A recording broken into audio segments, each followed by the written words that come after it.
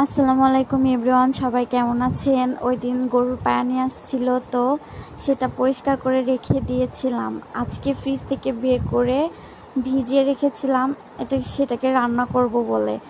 তো এটা রান্না করার জন্য যা যা উপকরণ দরকার আমি সবই নিয়ে নিয়েছি। ফার্স্টে আমি কড়াইতে তেল দিয়ে পেঁয়াজ দিলাম, তারপরে আদা রসুন বাটা, জিরা বাটা সব কিছুই দিলাম, তারপরে একটু নেড়ে নিলাম, তারপরে যা যা গুঁড়া মশলা দেওয়ার দরকার সবই দিয়ে দিয়েছি।